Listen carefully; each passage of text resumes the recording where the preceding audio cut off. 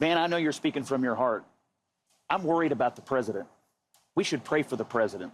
I think his advisors, I think the White House, and I think his family have a lot of explaining to do to their party and to the American people. This night, this one night, was caused by and asked for by the Biden team. They wanted this night. And this is what we got. There are Democrats who are panicking, and then there are a lot of Republicans who did not want to vote for Donald Trump, who do not want to vote for Donald Trump, who are also panicking tonight. I heard from one who said, this is scary. That's how it was described. Especially to you two guys.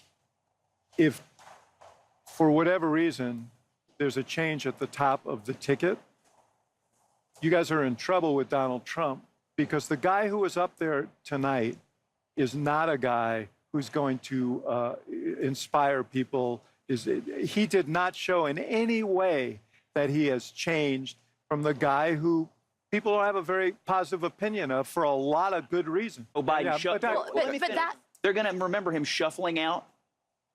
They're going to remember him staring blankly into the camera. They're going to remember him looking down, losing his train of thought. And they're going to remember that everything I thought I knew, but the White House told me don't believe my own eyes, is actually true. But that's not what I'm saying. What I said, Scott, was if Joe Biden were not the candidate, if there was another candidate, I think Donald Trump would be in deep trouble. But if I may, that is such a sad state of affairs. Something I was consistently hearing is, what a bad debate in the sense that Donald Trump lied throughout. He misrepresented. He tried to turn away from key points that he should have given answers on and kept deflecting. With any normal, generic Democrat next to him, I don't think he would have won the night. But you put somebody who was suffering from the moment that they got out. It was hard to watch. I had to occasionally look away because it was so uncomfortable. I think America deserves better than the options that are in front of them. It's really devastating. And by the way, our allies are watching. Yeah, look, I mean, the way that I would try to phrase it if I were less emotional is Biden stuttered, but he told the truth. He looked terrible, but his policies were good. Trump spoke plainly, but he lied the whole time. And he looked good, but his policies were terrible. I mean, he's going to do nothing on climate change. He was hugging the cactus on abortion. I mean, his policies are terrible. So you have somebody who probably shouldn't be president, and you have somebody who cannot be president in terms of what Donald Trump represents. So we have a problem as a country now, and this might be an opportunity for people to come together and figure this out, because neither one of those people right now are inspiring the confidence that they should inspire, that they can do the job in a way that would be good for the country. But young voters are up for grabs in this election, and I don't know a voter under 30 who would have watched tonight and could say, I have confidence in Joe Biden and casting my vote for 4 more years of Biden. And this opens the door, by the way, for the conversation about if Joe Biden remains the candidate, you're not voting for Joe Biden. You are voting for President Kamala Harris. Let's be honest. That is where the Trump campaign is going to go with this. They started down this road with an ad they released today. But this conversation about who you're actually casting your vote for, the volume is going to ratchet up. And I got news for you.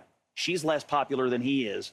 That is going to be a big problem for the Democrats if this ticket stays the way it is. On Donald Trump's lies, I mean, I spent a lot of time thinking about this throughout the debate because, you know, we in the media, I sit in the chair and I fact check Trump all the time. So I know these lies by heart at this point. But people watching from home do not. And Biden's job as the other person on the other side of the stage is to be the one to very quickly dispense with the lies and to shut them down. And I don't think that happened enough times in a coherent way to blunt the fact that Trump was taking a universe that was built on a house of lies and building a whole world for the millions of people watching. Particularly on some of the most basic subject matters that President Biden should have been able to just... That world that he was able to build, it was not knocked down by the president. That is really at the heart of the problem. He may have won when he was making his discrete policy points, but part of the job on the debate stage is dealing with an opponent like Donald Trump, who goes like a mile a minute on things that are not true. And if you don't deal with that, Abby. I don't know if no one at home is doing that. All I want to say is I'm not sure. I don't think you're giving viewers enough credit. I think what they saw was the Trump that they didn't like, And I don't think he did himself a great service tonight. But A lot of notable moments, painful moments from tonight, but as we've been talking about, perhaps a single defining one as well, this one early on.